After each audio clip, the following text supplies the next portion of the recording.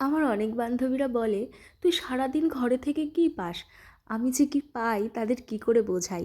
আমি মনে করি বাইরে বেরোনোরও একটা লিমিট থাকা দরকার।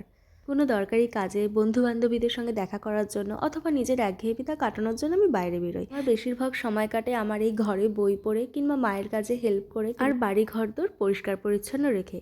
তো অনেক দিন আমার বিছানা চাদরটা তোলা হয় না, তো সেই জন্য আজকে তুলে ফেললাম। আর সেই সঙ্গে ভাবলাম যে আসবাবপত্রগুলোতেও হালকা পাতলা ধুলো জমেছে, তাই সেগুলো একটু পরিষ্কার করে নিই। আমাদের বাড়ি গলির মধ্যে, তাও জানি না এত ধুলো নোংরা কোথার থেকে আসে।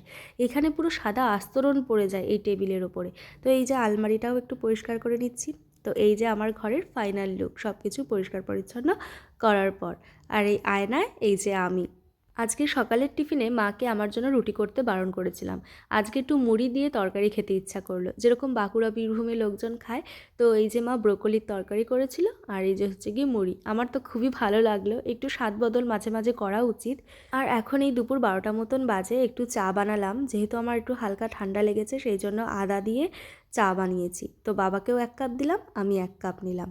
তারপরে স্নানে যাব, হঠাৎ করে দেখলাম বেসিনটা খুবই নোংরা হয়েছে, তাই ভাবলাম স্নান করার আগে বেসিনটা পরিষ্কার করে নিই। বেসিনের সঙ্গে সঙ্গে আয়না আর এই পাশের তাকটাও পরিষ্কার করে নিয়েছিলাম। এখন দেখতে খুবই সুন্দর লাগছে। তারপরে গেছিলাম স্নানে। এই যে স্নান টান করে এসে একটু মুখে ময়শ্চারাইজার লাগিয়ে নিচ্ছি, যেহেতু এখনও ঠান্ডা পুরোপুরি যায়নি, এবং ঠান্ডা যাক কি না যাক আমি ময়শ্চারাইজার লাগাই। আর তারপর লাগিয়ে নিচ্ছি একটু বডি লোশন। আমি এই যে ভেসলিনের বডি লোশনটা এই শীতে কিনেছিলাম। বডি লোশন জিনিসটা অতটা আমার ফিক্স থাকে না। হ্যাঁ, মুখে মাখার ক্রিমটা ফিক্স থাকে, কিন্তু বডি লোশন আমি এক এক শীতে এক একটা নিই। মানে আমার মনে হয় এই গন্ধগুলো একটু চেঞ্জ করা দরকার। এখন মনে হচ্ছিল কতক্ষণে ছাদে যাব, কারণ হচ্ছে স্নান করে এসেছি, হালকা ঠান্ডাও লেগেছে, তাই মনে হচ্ছিল একটু রোদের মধ্যে গিয়ে দাঁড়াই। তো এখন চুল টুল আঁচড়ে নিচ্ছি, এরপরে যাব ছাদে, আর তারপরে দেব পুজো। তো আজকের মতন টাটা।